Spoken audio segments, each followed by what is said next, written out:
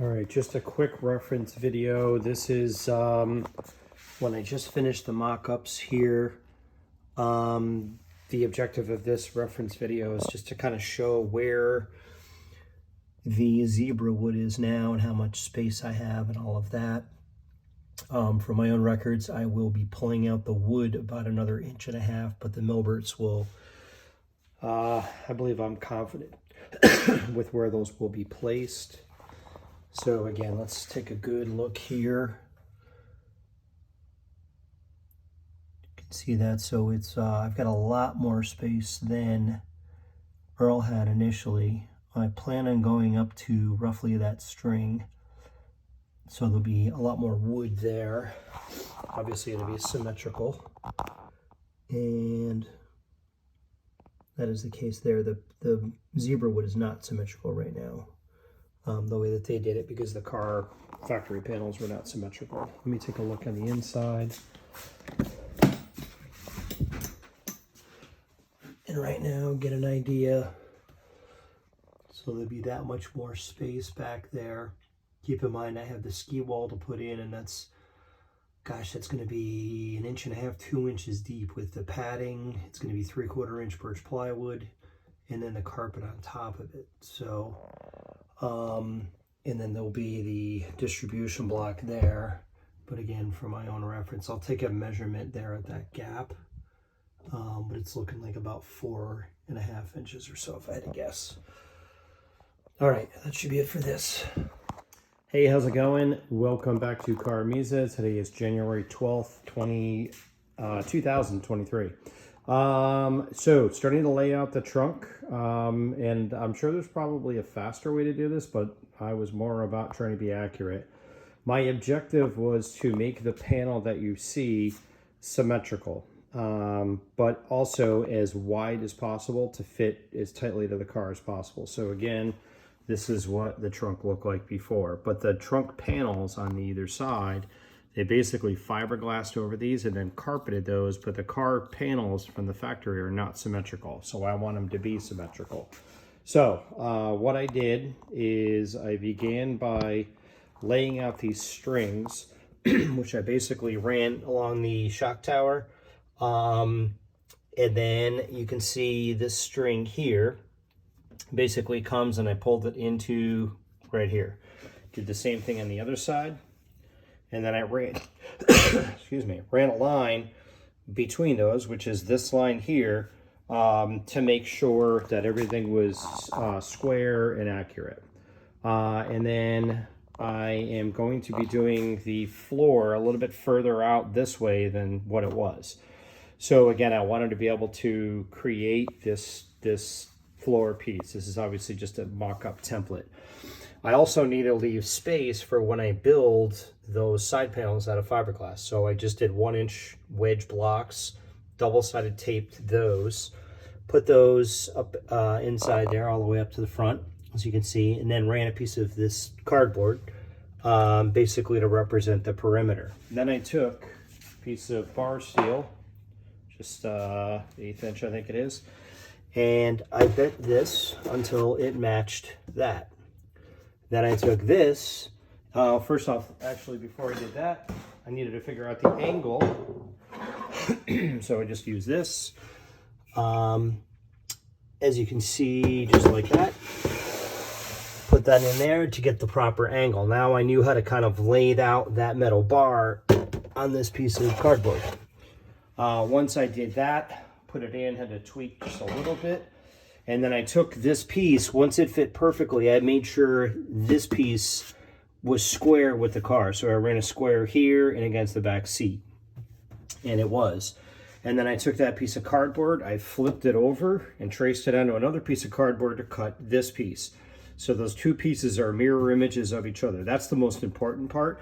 If there is, you know, variation here, I'm off by maybe a 1/16 or whatever, that's not a big deal because there's going to be a big carpeted panel there. So I then also put the center piece in, lined that up to make sure it was perfectly square. So the gap in here is identical here as it is back there. So bottom line, I achieved what I was after. It took me 4 hours. I'm sure there's probably a better way. but I am confident it is 100% symmetrical. It's a tight fit in the car, but it does fit. And I think it'll look good. So from here, what I'm going to do is take this piece, trace this onto a piece of 3/4 inch MDF, and use that as the entire mock-up for the final floor. So the final floor, my father, again, is going to build. That'll be made of 3/4 inch birch plywood, laminated with zebra wood. And this is the old piece out of the car. Don't mind it, E55 is disgusting. This is the piece that came out of the car, so it'll be the same kind of beautiful zebra wood with this really nice profound grain here. And but as you can see, again, looking at this edge compared to this edge, they're not symmetrical. They did a great job of following the body, but I'm a freak about things being symmetrical. So this will be symmetrical, and next step, I'll shoot a video when I've got the MDF piece built, and I'm gonna lay out all of this hardware, mock up everything, and then test fit it in the car before I send the plans to my father to do the birch plywood. Talk to you soon. Take care. All right, just a quick update on this template piece. I'm happy with it. Everything's good, but it's a bear to get in and out of the car because of the curvature in the corners. So what I've decided to do, thought about this a lot because I'm really concerned about the shape, is I'm going to cut off these little ears and it's going to go straight. And then obviously the side panel will mimic that same shape. This is going to allow me to take the millbert floor, and once it's in the car, basically slide it forward and back for servicing purposes. You know, once I'll have another floor here, I'll remove this, but then I can move the millbert floor forward and back. Otherwise I'd have to deal with getting the side panels off, and everything's going to be a big puzzle.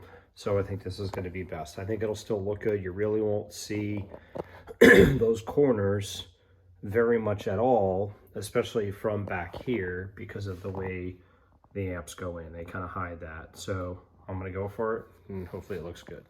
All right, I have gone through and cut off the ends. As you can see now, they're square. Now if I take the piece, and let's say I'm working on the car and need to service the millbert area, this floor can now slide in and out. And again, those green blocks are just representing what the side panel will look like. Those don't have to be perfect. I'm just getting an idea and make sure I have adequate spacing, it's symmetrical, it's even, and that should do it. So at this point, I'll take that foam, transfer it to MDF, which again will be even more precise in terms of the cuts and all of that. And then that'll be the template for the birch plywood. All right, finally got the perimeter of the template for the millbert floor. So the side against the back wall and then this side are perfectly parallel. And then these sides are exactly symmetrical. Again, I'm not worried about the gap there. I just wanted to make sure I had plenty of spacing in there so that when I go to build the side panels, you know, I don't run into a problem. And the greatest thing here now with this is from a serviceability perspective, if needed, I can just pull this out without taking those side panels off and, you know, service the wiring underneath and the millberts if needed. This is pretty interesting. Now that I've got the perimeter of my MDF floor template cut, it's actually probably, so I went an inch and a half more here in terms of the space in front of the millberts, and then I slid the whole floor forward about that much, which is probably almost 4 inches, maybe a little bit over 4 inches. So definitely sticking out a little bit further than what it was. So I think the amps won't be quite as tucked underneath the rear deck. I think it'll look better and be be able to see more of it when you walk up on the car. And it's interesting to see the difference there from those factory side panels. Definitely very different, but should be good. So now at this point, I'm going to start laying out everything on my template. I'm going to get all of that prepped and go from there. All right, one quick thing I want to just show here on this panel. I needed to make sure it was symmetrical, and I'm, again, a nut about things being symmetrical. So how do I know that that side and that side match? Here's what I did. I took this piece of cardboard, placed it underneath the piece, and then so I put this cardboard down, laid the MDF on top. Cardboard was larger than the MDF. I then cut precisely all the way around on this piece. Now when I take this piece and I place it on here, I can see it's going to line up perfectly along the edges. I'm within probably a 32nd. And then when I flip it over like that, it will line up as well again. And it's difficult to do this when I'm holding the camera, but this lines up as well to within, I'd say, probably a 32nd. So now I know the piece is exactly symmetrical. All right, quick video here. I just want to make sure that the board is centered in the car. I'm going to be working on figuring out where it's going to mount. So to make sure it's centered, I first made sure that this measured to each side in the housing of the taillights. This is exactly center. And then if you look all the way forward, I'm going to a point on the center of the dash on the front of the car and basically attach the two lines. So now, as you can see, if I take this, which is also the center point, lining that up with the string, the line on my board disappears because it's underneath the string. That way I know everything is perfectly lined up. All right, preparing to put the floor in. I wanted to make sure it didn't rock back and forth. It was perfectly level.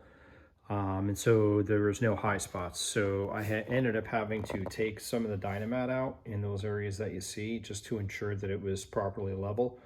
It's not going to affect the sound dampening at all. I'm going to put in some Dyna tape in those areas, which looks the same as the Dynamat. Roll the whole thing out, and then it'll be 100%, and then I'll show you what it looks like with the floor sitting in there, and it will not rock back and forth, and it'll be perfectly level. All right, so as you can see, the floor is back to the way it looked before.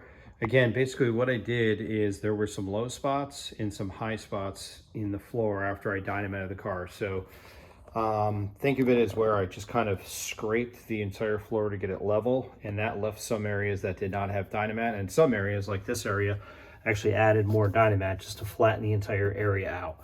And then I added Dyna tape. As you can see, the Dyna tape looks like the Dynamat, but it's an aluminum tape that's super, super thin. So basically, again, I end up with an end product that looks the way it should, in my opinion. Everything is finished off, but now the floor is level. So next thing, I'll pop the floor in and show you what it looks like. All right, so now the floor is sitting in place. It's basically about centered, which isn't critical at this point. But the biggest thing I wanted, again, at this point, which was critical to me, was that the floor was perfectly level, because the gaps between the equipment is very, very small.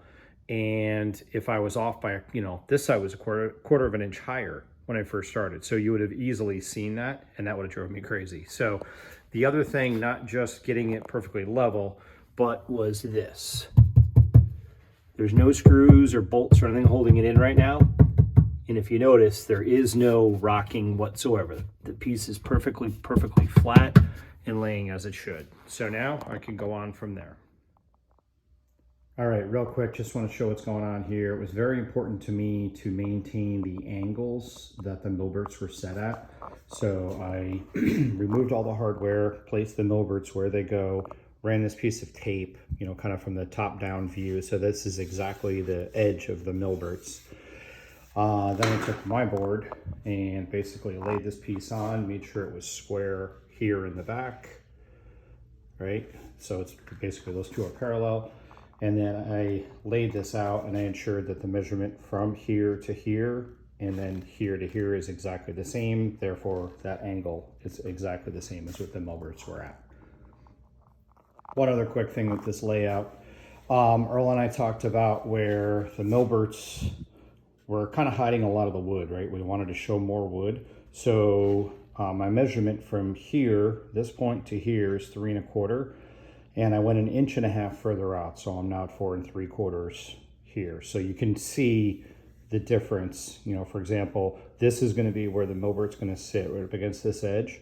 We'll have a lot more wood here. Obviously going to do the 845 tube in here as well, but you can see there'll be a lot more wood for people to be able to see.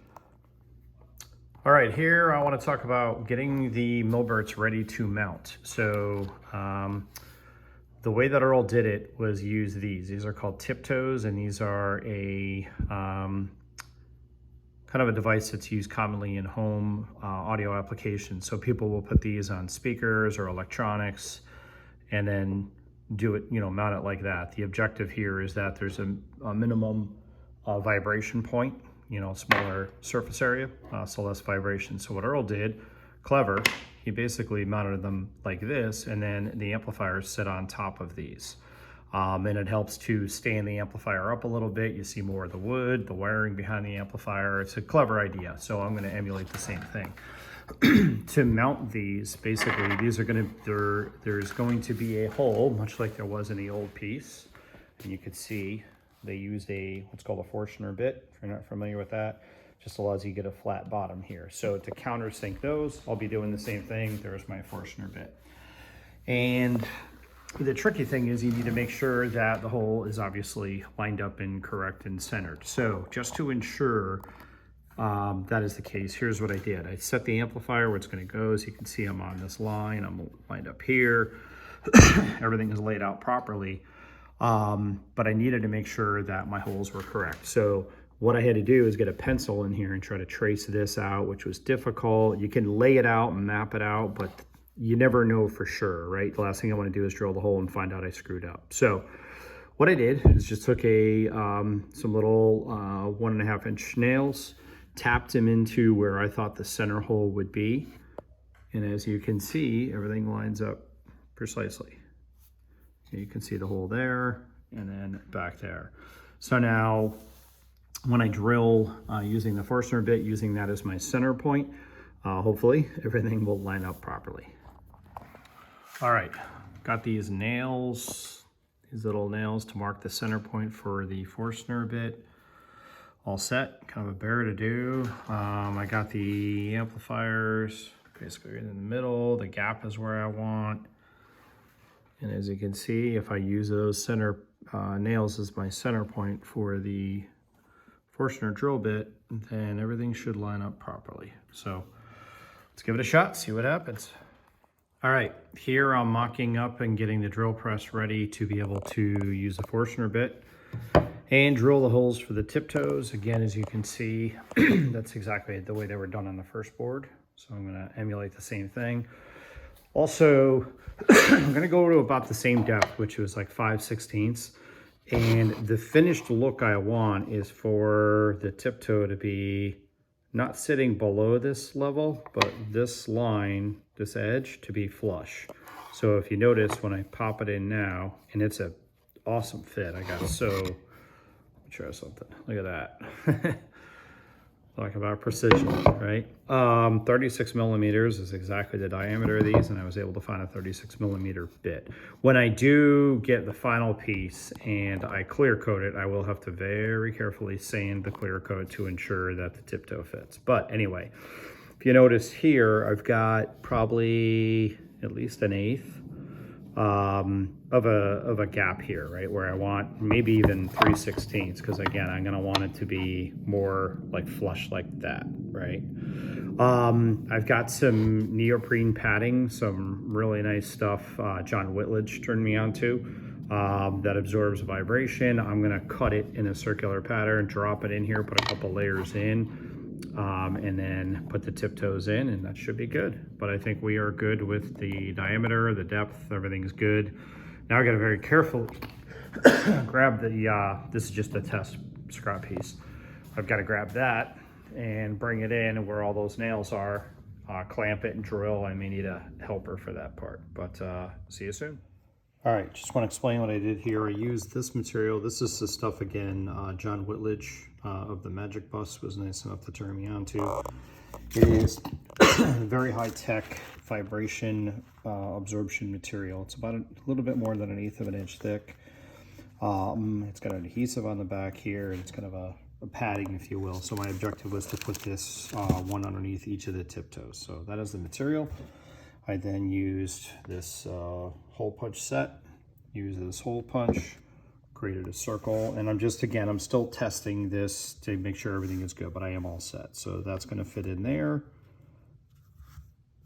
And I also put a piece of double side tape just to represent the height of the double side tape.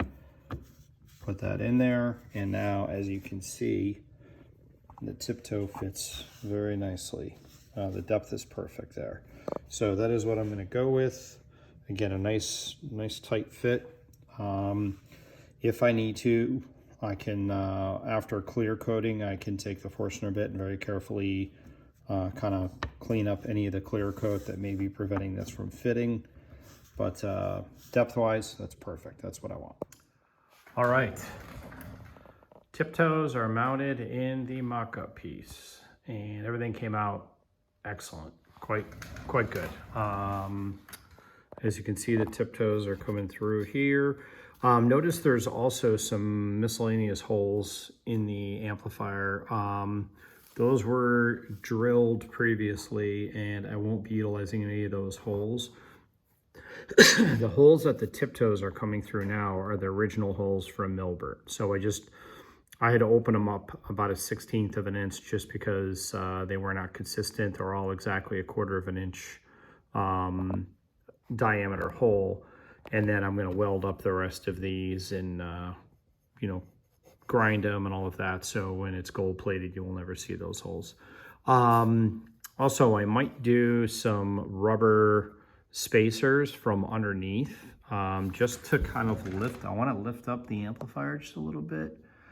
That'll raise it up about another 1/8 of an inch. But notice too, the way that the tiptoes are sitting nice and flat, and I love the height right there. That's gonna look great with the zebra wood. And again, you can see tiptoes in there, just like that. And in there as well. And looking at it, everything is perfectly centered, lined up. You know, looking at it from the top down, everything lines up exactly the way it should. So that was a lot of work. It took me a lot of time to get everything lined up. I used the drill press to countersink, you know, use the Forstner bit for all of the holes with the exception of these back two. These I could not, there wasn't enough depth with the drill press. You know, I couldn't fit the wood far enough, so I had to do those freehand. But just went really slow. I kept pulling the drill out, vacuum it, measure it, and just repeated that 5 or 6 times until I had the exact depth. So everything's looking good there. Gonna move on to how I'm gonna mount the amplifier. So I'm gonna hold them down, and I've got a few different ideas. I'm gonna play around some different options and see what looks best. All right, Milbert's in the car, kind of. Mock-up is looking really good. As you can tell, the amplifiers are definitely sticking out further than they were before, which I think looks really good. And I've got that idea with the wiring to kind of fill in the back area, but I think they really pop. I think more than before, they really kind of, you'll notice them when you walk by the car for sure. Now I'm working on figuring out, I don't know if this is gonna work or not, but I bought, where did I put it? This socket for the 845. Took out this aluminum insert, and it's got a couple of feet on it, which I can use to mount to the board. The trouble is it's not a tight fit at all. And obviously the tube needs to be like perfectly vertical. And then what I'm thinking is I took a piece of 2-inch PVC, used the chop saw, cut it, and kind of thinking something like that. It's very kind of finished, and then I just have to figure out what I'm going to do with this edge. And I don't know if I can use this PVC to keep this solid and straight. The problem is it might rub. This will be gold plated, so I've got to figure out what I'm going to do there. All right, really quick reference video. I am taking one of the Milberts apart because I'm going to build some brackets to mount them, and it's going to be a lot easier to do without the tubes and everything in the way. So I'm going to pull the boards out. I'm going to have to do that anyway to you know, fix up all the welds and redo the gold plating. So this is just a quick reference video. This is the power socket here on the back side. The ground basically, or excuse me, the power, which is odd that it's black, but whatever. This is the main power that goes in and goes to this fuse. And this I have labeled. This wire going into the board goes to the center pin. Doesn't really make a difference, but just to aesthetically maintain. And then this other wire, I know it's in there, goes to that other side. Oh, I'm sorry. This one goes to the center, and then this one goes out to here. All right, so that's good. That's just my reference. The center wire, as you can see here, I got power. This is remote turn on, and this is ground, but it's red. Look, we can redo that. This is remote turn on, and this is the wire here. It is white with a red stripe, and it goes into the board down here. I'll desolder that. And then the ground goes in here. As you can see, it's labeled red on the board. That's handy. And I'll desolder that at this point. The rest of it hopefully is not too bad. I've got this heatsink device for these outputs. Bunch of screws here. Screws holding the transformers in, the backs of the transformers. And hopefully that's it, and the board will just come out. Let's see.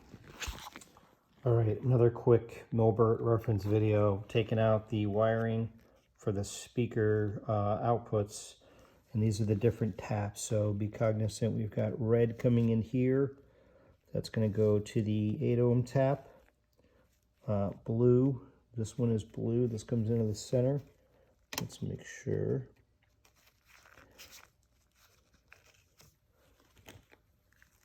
Obviously, I got the cap out and being safe here. I'll double check, but that should be the center wire. That actually goes to the 4 ohm tap. And the last one is the ground, which is the black. All right, just a quick video. This is what a Milbert looks like when it's, well, in this car at least, when it's together. And this is what it looks like when it's apart. So I've got the board out, transformers, all the tubes, the covers over the transformers. Had to desolder carefully some of the cables going into it. There's the RCA or the gain pot, the RCA in right there. And then we have, this is power, ground, and remote turn on. This is speaker wire, basically going to different taps on the transformers, the RCA connectors, and the cap itself, big cap. And then the fuse holder. So yeah, it wasn't too bad. It took maybe a couple of hours to take it apart. I was just super careful, didn't want to scratch anything or whatever. Again, the amps are going to be replated in gold, which is part of the reason I've got them apart. I'm going to be building some brackets inside this area, which I'm not sure yet if they're going to be welded in or what I'm going to do there, but I'm going to use some angled aluminum, and I have to mill it because this is 5/8 this gap, and the angled aluminum is 3/4, so I'll mill that, get it in there, get it to fit, and then when it bends over this area, I'll trim it flush with this edge, so it'll be nice and clean. But we'll see about welding it. We'll see what it looks like once I get it mocked up.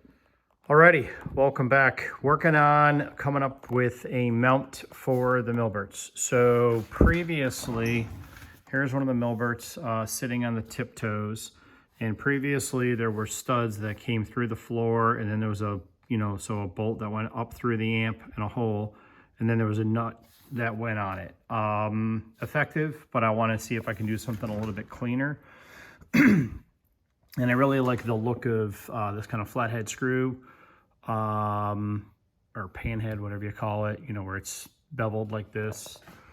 And I like an Allen head bolt. So here is what I'm thinking. I played around with a bunch of different things. I tried these things were a bear to find, these little spacers, because I want to raise the amplifier up also about 1/8 to 3/16 from what it was. Because I want to be able to see the tiptoes a little bit better. So here's what I've come up with. I'm going to take washers, set them on the tiptoes like that. This is obviously not an amp, but it's a heck of a lot easier to work with. And then put the amp like that, right? So you can see they're quite nicely centered. But here's what I'm thinking for the bracket. This is that anti-vibration material. It's literally stuff that NASA uses, crazy high-end stuff.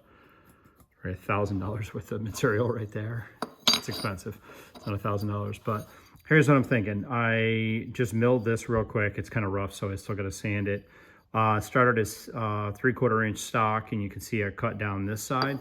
So I'm thinking this goes in there, fits perfect. And then as you can see, I am now flush with that edge. So I didn't want to hide the tiptoes at all.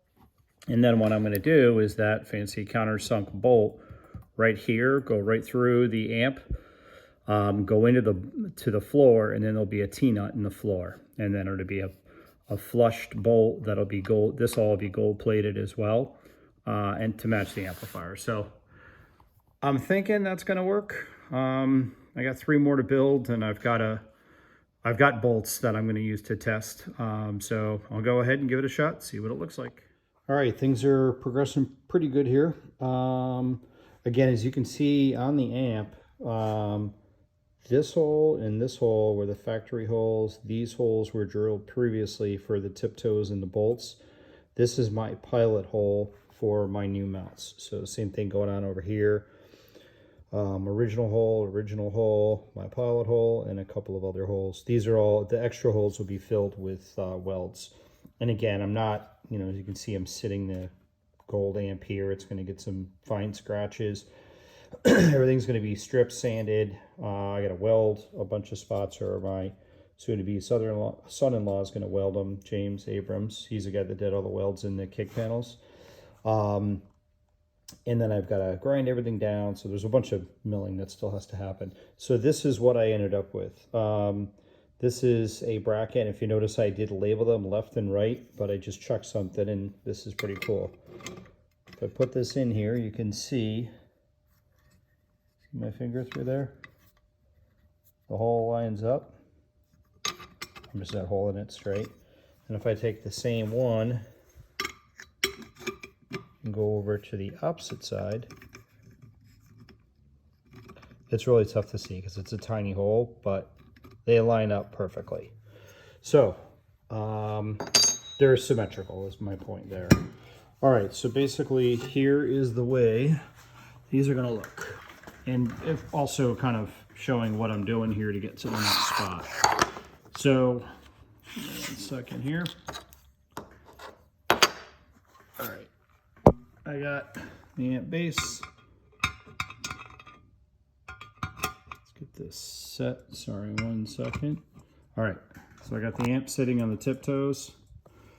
And again, my objective was to have as clean a mount as possible. And I like a countersunk Allen head bolt. So here's what we're doing. This is that anti-vibration material. This is now milled. I did have to mill the amplifier right here. It was about a 1/16 fat here. So very, very carefully just milled that. And then That's going to go just like that. And if you notice, I got a really nice fit there. Took a bunch of finishing to get it like that. This, I'm going to use this nail. So basically I marked the amplifier, drilled my pilot hole in the amplifier, then I held this bracket in place and just tapped, you know, the aluminum, the piece that I cut, just to mark the hole. Then I took that, put it in the drill press, and drilled the hole. So if all goes well, I have not tried this yet. That rubber is going to be a bear to get through, but effectively I'm going to push this through the rubber, because there's a hole in that, down through the amplifier, and just, I'll take a hammer and actually just tap a little tiny bit of pressure to put an indentation in the wood. That's going to mark exactly where I need to drill to put my bolt. All right, and I'll do the same thing on the other side. But it's coming along. I like it. It's been a bunch of work. And I still have to pull that amp apart and do the same thing for that amp. So continuing on. All right, so real quick, following up from what I was just showing. Now I've got that nail, which is exactly the same size. The hole is the same size as the nail. Goes right through, and now it's marking my MDF for me. So if I lift this up, you can't see it really on camera, but there's a little dimple there, and that's going to mark the location for me. Same on this side. Now what I'll do, once I do that, again, it's going to give me a center point for drilling the through the MDF, and then I'll take the aluminum and the amplifier separately, one at a time, put them back in the drill press, line up the pilot hole drill that I used into that hole, clamp everything down, that I know I'm back to center, and then I can go with my larger drill bit and also countersink the bolt. So where we go. All right, quick video to finalize the design of the mounts for the Milberts. This is what I've come up with. Took care to make sure, if you look, it's really tight fit there. I've got a nail that is exactly the same size as the hole in this angled aluminum, and also going through the amp, and that is marking the MDF for me so that I know everything is lined up and straight. At first, I wasn't really sure if I liked this because it hid the tops of the tiptoes. So I came up with like another concept where you could see the tiptoes and just did a flat bar piece there, but don't like it. It looks too cluttered, not nearly as clean. I think this looks very finished and like it came with the amplifier. So I'm gonna go with that. Maybe later I'll decide if I wanna weld that in, but for now, let me just knock out the other three, get the pilot holes, get the T-nuts in the board, get the floor drilled through and everything mounted, and final test. All right, purpose of this video is just as a reference before I take this Milbert apart, just in terms of the way the wiring is ran. So notice coming up here, this is going to go down for the RCA signal, that in the amplifier. I'm not going to take that off. This is the remote turn on. Notice the way it is wired. It is ran. Going underneath the cap and up into this terminal, center terminal. Also, here are the inputs and outputs for the fuse holder. This fuse holder is missing a nut. I'll have to get a new one of those. Notice these wires here with the filter. The cap, the yellow is the positive, if I recall. We'll check it on the board. But that should be about it. Notice the gap here. I've got a difference here versus here, but I'm gonna remount those myself anyway. Take a good look. That should be it. Alrighty. One other quick thing I do want to add in terms of tube assignment. I think this is the ECC 81. This is XA7. Let's just double check. Yeah. So it's going to be by, or 12AX7A. So that's that one in that far corner for the preamp. And this, I believe, is an ECC 81.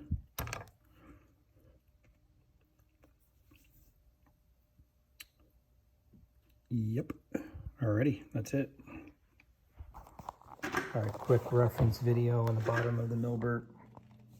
Note the coloring of the wires coming off of the transformer. This one goes to black, blue, and red accordingly. There's nothing on the 16 gauge or 16 ohm tap there. Same is likely true here. Note where those wires are located. Should be pretty straightforward. Okay, quick video of one of the Milverts disassembled. Pretty cool. There's the entire board. I noticed this board is the one that I already modded because of the cleats that I built to go in there. There's nothing in this area of the circuit board, so I was just super careful, and you don't ever really see it when it's all back together. But there's the board. There's cap wires, RCA signal ins, all that. And all 10 tubes. And the big old power cap, about a half farad there. A little bit more than a half farad actually. And then the gold covers for the transformers. Those are just double side taped on. I'll replicate that. And just the other connectors. So that is basically it. Okay, real quick video. It's taken a bunch of time to get to where I'm at, but it really took my time and it's coming out good. It's kind of been the theme for the whole build so far. So here is what I have. I've built these brackets. They cover up everything, and I've got the blue insulating pad underneath here. And as you can see, I've got a nail, and then there's a hole that's exactly the same size as the nail in the aluminum and in the chassis of the amplifier. And the nail goes through to the base. This is going to allow me to mark the MDF. The next thing I'll do is countersink the aluminum for my bolt, and then I will drill out the wood. I will countersink a T-nut from the bottom side, and that way I'll be able to thread it in and put the bolt in place. I did have to trim down the board back on the corners, back in this area, but I just put a nice right angle on it. It looks good and clean, and you won't be able to tell it wasn't there from the factory, and obviously I didn't impact the circuit at all. So I'm not perfectly in love with this transition here. I might do something different there, maybe grind down the edge, or I don't know.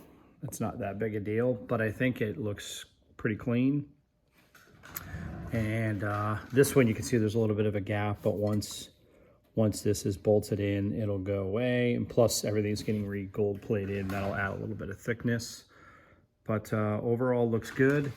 Everything is lining up very, very well. You can see we are good and straight there. Did some careful measurements, making sure everything lined up. And I think it's looking pretty sharp. That'll be kind of what it looks like. So again, the next thing I'll do is get the mounting bolts, the T-nuts, and then from there I will move on to mounting the 845 tube. Hey, good morning. All right. I think we're talking about the same thing in terms of what doesn't look good, where that sticks out. It has to stick out because this piece is angled aluminum. So it's, you know, obviously bent like this. Here's what I'm thinking. I had a thought. As you can see, the gap in the amplifier is super, super tight. What I'm thinking is have James weld this area kind of round, you know, fill in this gap so it's rounded around this corner. And then maybe tack it back here where you don't see it. Hold it tight while he does it, and then just maintain this gap. When it's gold plated, I know that they do like a zinc plating and all that, and I think it's relatively thick. I bet you it would kind of fill in that gap. I'll check with the gold place. And that way there's, you know, you see the edge come down, but it's a perfect edge with no gap. It's basically completely sealed. That, I think, would look perfectly finished, but let me know what you think. All right, I haven't mentioned the date in a while. Today is February 4th, 2023. All right, at this point, I am still messing with these mounts for these amps. Here's what I got. As you can see, I've got them all milled and prepped. I added a couple of cleats in there. They're gonna be welded in, more on that later. And at this point, as you can see, I've got the alignment nail going all the way through. I need to put the bolts in and countersink the bolts and put the T-nuts in. So basically, here's what I'm using. This will be, I don't know if this will be the final bolt. I got to check the length, and then these will be gold plated. and then this is one of the cleats, and then it'll be countersunk into this, and there'll be a T-nut on the bottom side of the wood that'll be countersunk so it doesn't protrude, you know, past the floor. So I got to figure out how to take that pilot hole and make sure that this bolt hole goes in the center and countersink it and line it all up. So here's what I'm doing. I first built a mock-up piece just to mimic the same mount that I made, and then I marked the pilot hole from the other piece, and as you can see, I drilled this. And without moving the drill press, I'm going to go to my larger drill bit, which is 1/4 inch, pop that in, drill out the hole, and then remove this, and then do the countersink all without touching the mounts on the drill press. That way everything here will be perfect. That again is just going to be a mock-up. Once that looks good, I'll emulate the same thing for the other 4 mounts, and everything should be centered. All right, this is what I ended up with my mock-up. So as you can see, I'm not really holding it straight, but the bolt sits in there very nice, very flush. That's the look I'm after, and then when everything's gold plated, that'll look really sharp. All right, moving right along, got my 4 brackets drilled, got my holes countersunk. That again is what it's going to look like. That was kind of my vision. Everything gold plated. I think that's going to look so nice, just super clean and flush. All right, for my next trick, I am drilling out the holes in the millbirds. As a reminder, these 2 holes right here are the stock holes that were there. These holes were drilled when the amplifiers were mounted previously, so I'm going to have these welded up. And then this pilot hole is the hole that I had the nail going through that you saw earlier. So what I've done at this point, as you can see, I've got everything properly aligned. That is exact. Got everything clamped down, in the case for the millbird. And now at this point, I'm going to go with a 5/16 bit, put this in place without moving the drill bit, or excuse me, the drill press, drill that hole, and then we should be good. I'll repeat that 3 more times for the rest of the amp, and the amplifier holes will be good to go. All right, didn't really show as I was doing this. I'm not real happy with how some of this came out. So I countersunk the T-nuts, got everything drilled in the MDF. Some of these holes came out like crap because I used it, well, I couldn't get the Forstner bit into the drill press, and I used a real crappy Harbor Freight drill set, but some of them are okay, but not great. I also drilled through with an 1/8 inch hole drill bit through for the tiptoes. That's going to be used for my alignment for the piece that I gave to my dad. Again, this piece is just a mock-up. This won't even be used in the car, but it's just basically built to get everything set up. Now you can see I've got the holes for the bolts to go through for the amplifiers. So let's give the cases a shot, see how everything lines up. All right. Brackets are mounted. Let's take a look. Came out pretty good. I'm happy with them. As you can see, much like I had described earlier, got that bolt head nice and flush. And when that's all gold plated, again, I think that's going to look really sharp. You won't see, I mean, when the board's in and the tubes are in there, you'll see it, but obviously not the kind of view you have now. If you look, the gap is really tight there. This looks like crap. So that is basically what I'm going to do, how I'm going to hold the brackets in place. So underneath the brackets, I ended up making, I had to build 16 of them. There's 2 3/4 inch by 1/8 inch aluminum. It's a 1/2 inch flat bar underneath this side and underneath this side. And that's basically what holds this in place and level. I don't know if you'll be able to see this, but right now, well, it looks pretty flush. See that lip right there?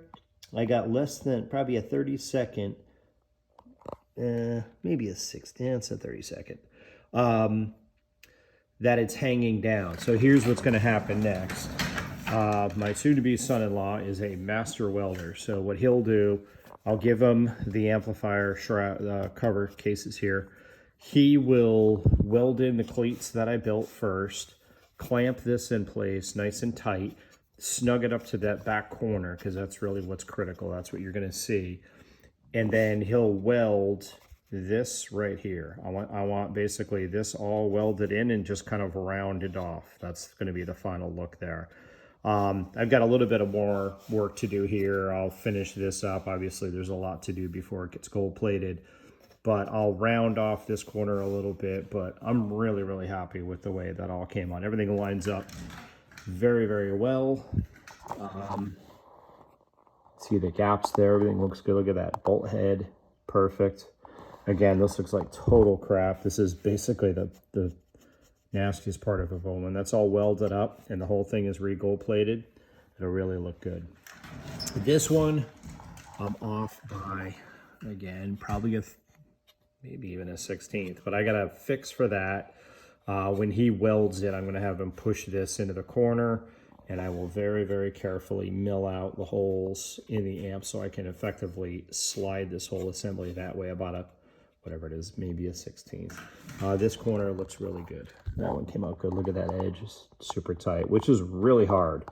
You consider these things are, you know, the amp's on the tiptoes. I did put washers. If you saw the other video, there's, call them cheater washers underneath there. It's just the objective there is to make sure that everything sits flat and square, and there is no wobbling, right? So right now, I'm going to be very careful with the cases, but MDF is, you know, a 2 foot by 4 foot piece of MDF has got some heft to it, but I'm able to lift that up. My bolts are a little bit long right now. They're a 1/4 inch long, so I got to get shorter bolts, but that's why the board is sitting on this. But I think everything is very solid. It's very, very straight. Come down and look at it this way. Everything is lining up exactly the way I had planned. So quite good.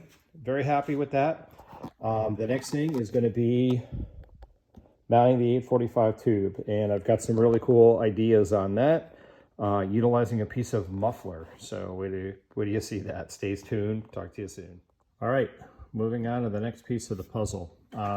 This is the original 845 tube that Earl had in the car. His mounting was set up a little bit different, and I have kind of some cool ideas here. So at this point, what I'm doing is I took, this is a 845 socket. And first off, the 845 is a triode tube, I believe, and it is a monster. It is a beast. It's basically just going to be in here for display. I am going to light up the filament.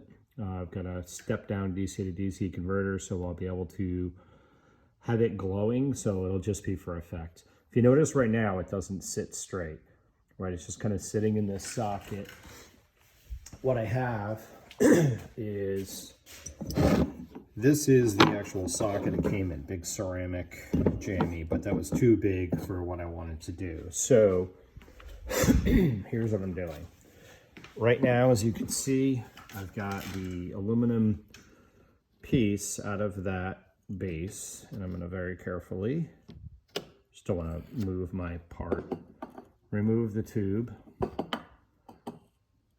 And right now you can see I've got this all lined up. You can see my circle there, and I've already marked where that's going to go. So basically I'll drill holes, I'll do a couple of Allen bolts to T-nuts underneath, and then I need a shroud to go over it. Enter exhaust adapter.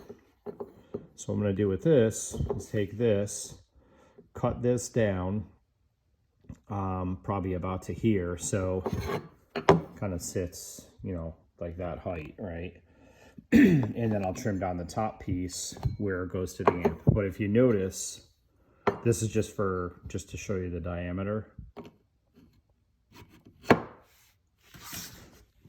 It's the exact same size diameter. So I was able to find a piece of exhaust that I'm going to be able to use as my cover. Now, the other thing that comes into play, so imagine this is trimmed down, sits over the top of this. This will have 2 Allen bolts with T-nuts holding it in place. So what this piece will do is not only be decorative, but it's going to help to center the 845. So I thought about, okay, I can do that, but the problem is if I have this piece like perfectly at the right height, you got this again over here. You drop the tube in, you lock the tube in place, and the tube is effectively just resting on this edge. The problem is that's going to be a problem because the first time I hit a bump, that's going to be a sharp edge, which could break the tube, right? So I'm just going to run a piece of neoprene on the tube right here, and let me show you. So again, imagine this piece is cut down, but that's essentially what it's going to look like. And I'm going to run just a really thin, 1/8 inch piece of neoprene, black neoprene, all the way around here. You really won't even see it. And that'll be the look. So again, it's going to be trimmed way down, but I think that'll be cool. And again, imagine it's all gold plated. All right, real quick video. Let's see, where's my piece? So again, this is the bracket that I'm going to use to mount the 845. So, again, it'd be easy enough to take this, drop it in, throw in a couple of wood screws, call it good, but it's not serviceable.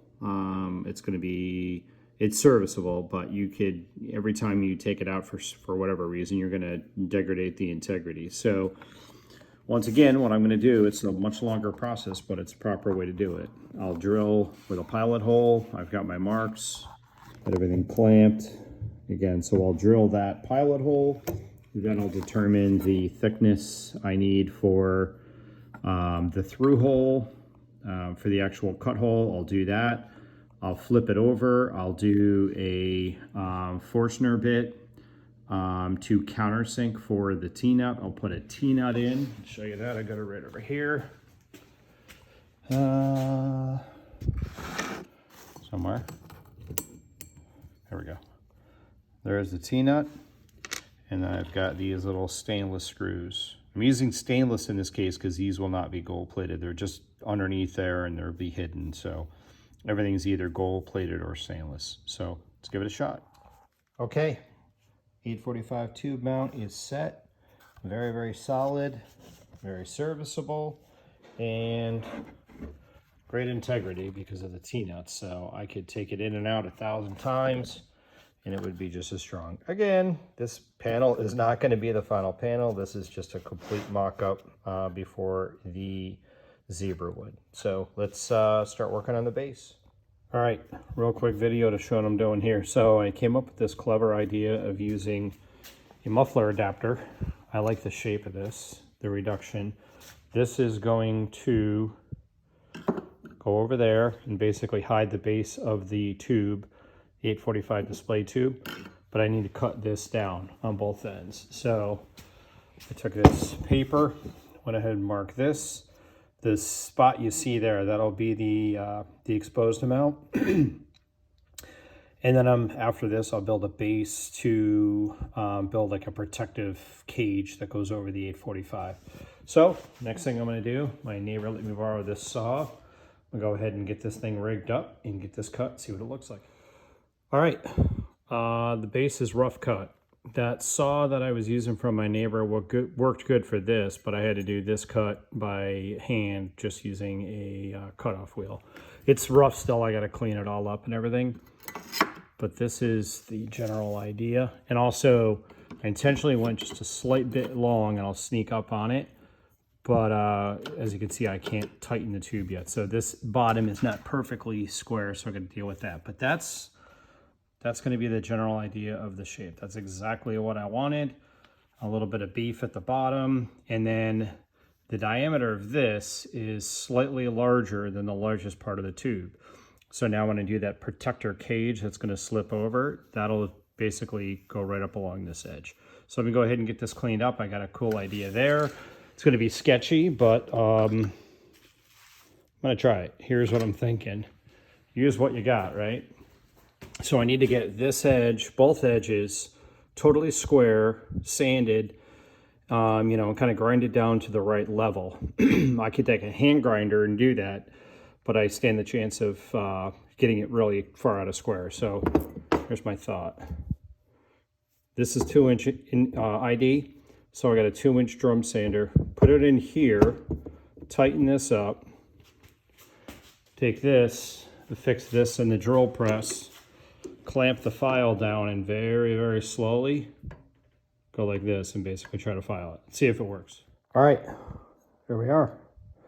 My sketchy little contraption in the drill press wasn't terribly safe, I guess, maybe, but it wasn't really that effective. So in order to get both ends, again, it was very, very critical to get these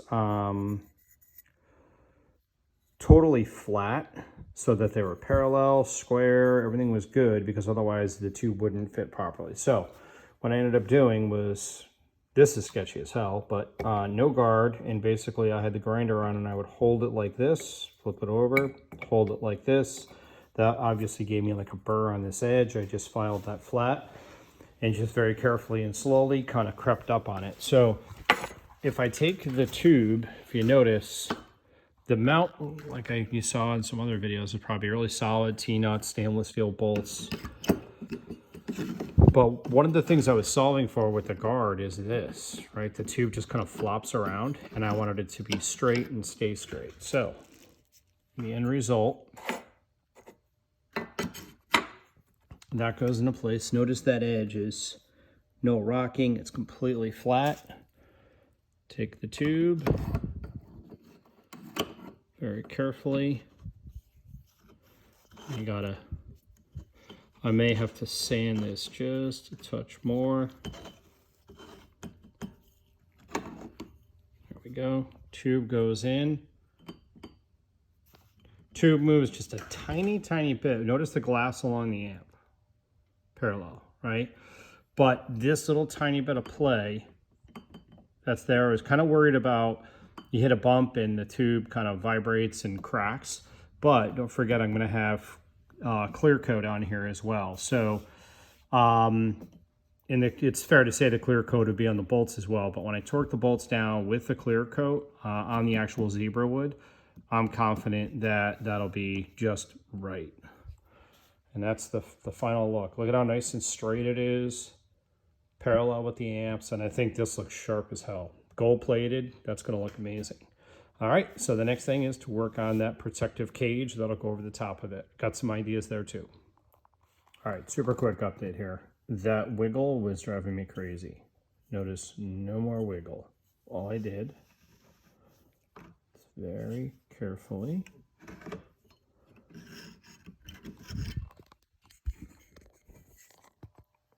so I want to be careful here. Added a very thin strip of neoprene rubber right there. It's flexible, it's a little bit spongy. The seam is on the back of the tube. You won't see it anyway. You don't. The shroud covers it. But now when I put it in there, there is no more wiggle and everything is good. So onto the shroud.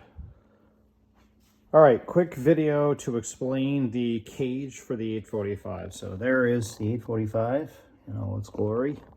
And this is the cage that was in the car originally. This basically went over the top of that and protected it. The way that I've mounted the 845 is a bit different, and it's sitting up quite a bit taller, so I cannot reuse the old cage. But I want to, once again, maintain the same theme. So I got to figure out how to build it. Here's what I'm thinking. As you can see, I've got a piece of paper around the base of the tube. It's not cut very straight, I get that. I cheated, and I'm having somebody machine a piece of 1/8 inch flat plate steel this same size. So basically, this is going to be the base, pull this off, for that protective unit, right? So there's the base, and you can see I've got a couple, where are they? Couple of marks right there and there, which basically are where I want my tube to go, or the metal bar to go into, right? That's going to be kind of the center. So here's what I did. I made this template. I used the protractor just to draw it out. And then, so if you can imagine, this is the perimeter of the wire. So it'll go like that, right? So I'm good there. This I'm going to cut this out of 3/4 inch MDF, and I'm going to make a jig. So pretend that's 3/4 inch MDF. I've got these dowel pins. I'll drill a bunch of 1/4-inch holes. I'll have another base as well. This is just where the wire will run against. And then I'll drill very precisely with an 1/8-inch gap, pin holes all the way around this perimeter. Then I'll take this, it's just a 1/8-inch round bar. I got it from Home Depot. And I will put it into the jig and then bend it and then put the pins in as I go to maintain the shape. That's the hope. I may have to heat it up. I don't know yet. This stuff seems pretty flexible, but it's not super thin. You know what I mean? It's going to protect the tube. That's the whole point. Once I do, I'll do 2 of those. And then this, if you notice, again, pretend this is the piece of wire. If you notice, it goes right in between those 2 dots, right? So this will be the base. I'll drill 4 holes in the base. 2 of these wires kind of intersect at the top. They'll be actually the same exact crosshair pattern, look just like the silver signature tweeter to maintain the same theme.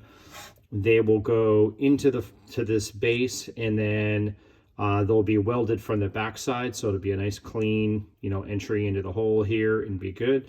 And then I think in terms of mounting screws for this, I'll do 2 mounting bolts using the same kind of bolts that I did in the amplifiers, and I'll do 2, 1 on each side of here like this. So it's kind of maintaining the same theme as the mounting of the amplifier. Also, when I do the crosshair, instead of having it one of the wires straight in front of the tube to be a distraction, I'll straddle, the 2, so effectively twisting the mount. Instead of having it straight, the wires will be off to the side. So that's kind of the hope. Hopefully everything goes well. Let's see what happens. I'm going to get this jig started now. All right, if you've been watching my videos, you know by now that I'm a little bit of a nut when it comes to over-engineering things. So here's what I've come up with. I haven't tried this yet, but I'm going to give it a shot. So this, again, is the mock-up of that paper template that I showed in the previous video to get this set up. This is going to be the gap that represents the width of the wire. So what I'm thinking is that, and I'll leave that long just to be able to trim it. I'm thinking you could push that in like that and then just bend this wire around, and then hopefully it'll go straight here. I'm gonna give it a shot. Wish me luck. All right, so here's what I ended up with. Quite a bit of trial and error. I basically built the jig again, and then I started without these 2 pieces and just tried to get this bend. That's the hardest part, and really get it like dead on accurate. I don't know that it's perfect, but I'm happy with it. So you can see it's pretty darn close, and kind of holding it up. If you look at it, I think that bend is pretty good, pretty symmetrical and pretty good. So now I got to do the other one. Okay, real quick update. Last night I was working on bending these up. I got this one done, and I guess I'm happy with it. I tried another one, and it's not coming out very well. And then I went and bought more wire. It's like $3 for a piece of wire. And I bought a torch, so I'm going to try heat, see if I can get it to come out a little bit better. I also mentioned in the last video that I cheated a little bit. So I know a machinist, and I had him cut these. So if you recall, I had my paper template. This is going to be basically the base for the shroud with these things. My buddy Doug machined these, laser cut them.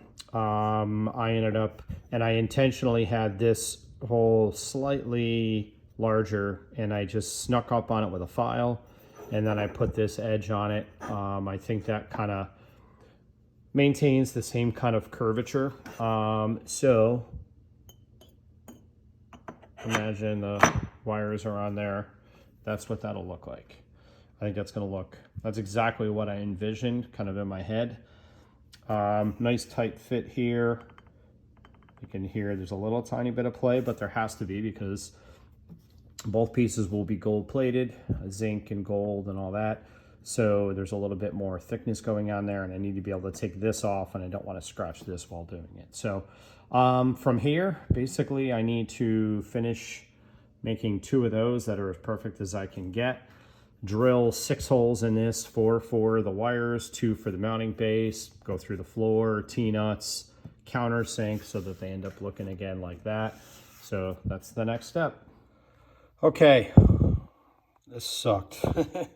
Doing these things was really difficult. I tried heat and I couldn't get enough heat on it, so I ended up just doing them by hand. But as you can see, came out really, really good. I used this, just took my time, used this jig. And then if you look at the end, they're exactly the same length. And then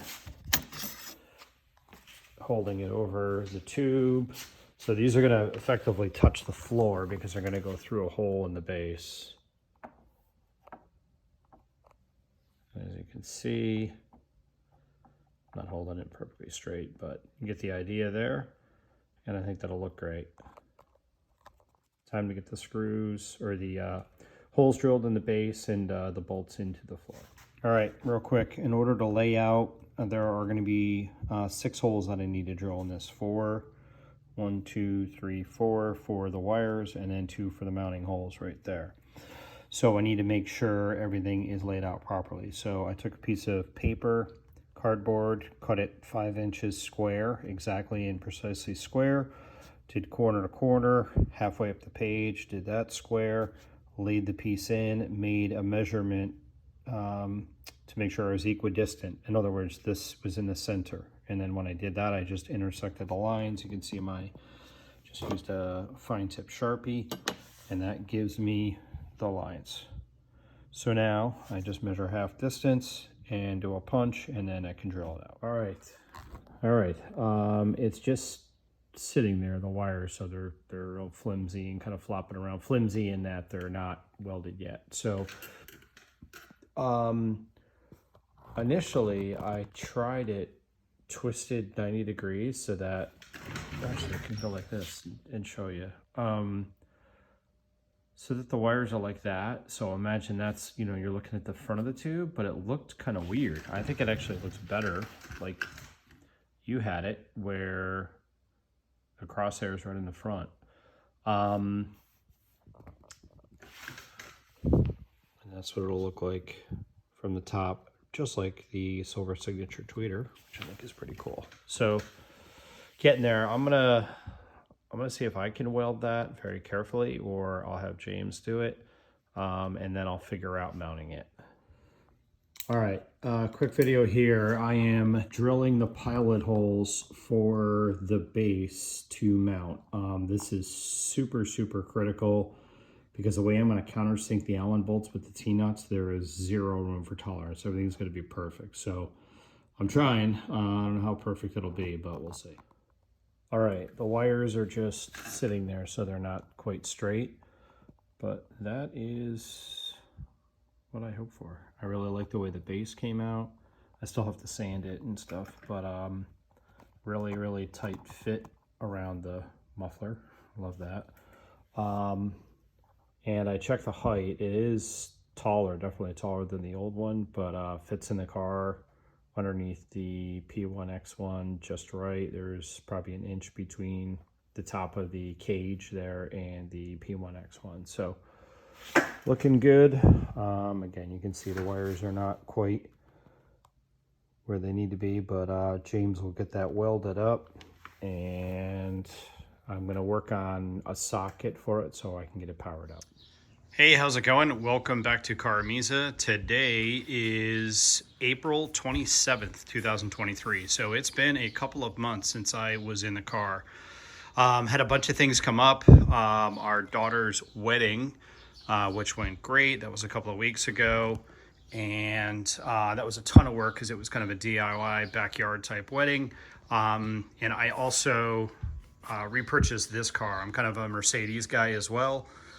This is a C32 AMG Mercedes. And let's give you a peek here.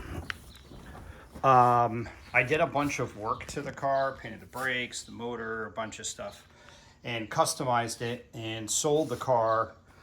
I did that 3 times over the past 10 years, and I wanted the car back, so I tracked it down and I bought it back. So this was a little bit of a distraction because I did some work to the car, and then I still have out there my E55 AMG, which needs a bath, but did some work to that as well. But I'm finally back into the car and excited to really get going. So my next move here with the amp rack is to make sure I have that piece of MDF. Again, that's just going to be a mock-up that my father will use to do the zebra wood, and it's extremely symmetrical. I think I showed how I did that. You can see the piece of cardboard template I used up there just to mock it up. And then I basically took that piece, flipped it over on both sides of this to make sure it's perfectly symmetrical. So the piece is symmetrical. The front and the back of it are perfectly parallel. Now it's a question of making sure it's placed properly in the car. So here's what I did. Can obviously just eyeball it, but I wanted something more precise. I went to the hinges for the trunk, dropped a plumb bob there, did the same thing on the other side. Made sure the string was all the way to the inside, so it's, you know, I could be off here and it could be kind of messy. And there's also that, which is a center point in the car. And as you can see, if I touch the car, it kind of shakes the plumb bobs, but the distance between the plumb bob and that side of the rack, plumb bob and that side of the rack is dead on within probably a 30-second. And then when I go in here, again, I don't want to touch the car, you can see the plumb bob lines up very nicely in the center there. So this will allow me to mark the floor. As you can see, I just have some tape down there. I will get a Sharpie and get that placed properly as just kind of a placeholder. And then I got to figure out how I'm going to mount the floor. I don't need to run any bolts or anything like that in the back because there's going to be a wall that goes up against the back seat, and it's going to come down and it'll basically cause a lip that this floor will sit underneath.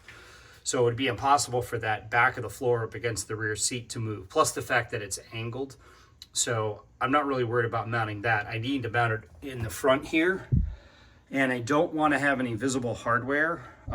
So what I think I'm going to do is Earl had he took a piece of angle iron, had it gold plated, and then screwed it to this, which kind of gave you a lip right here. I think I'm going to use that lip to mount to the floor. And at least that way you won't see hardware going through the floor. You will when the spare tire floor is up, which I'm fine with. So that's kind of where I'm at. Progress continues, and I will talk to you soon.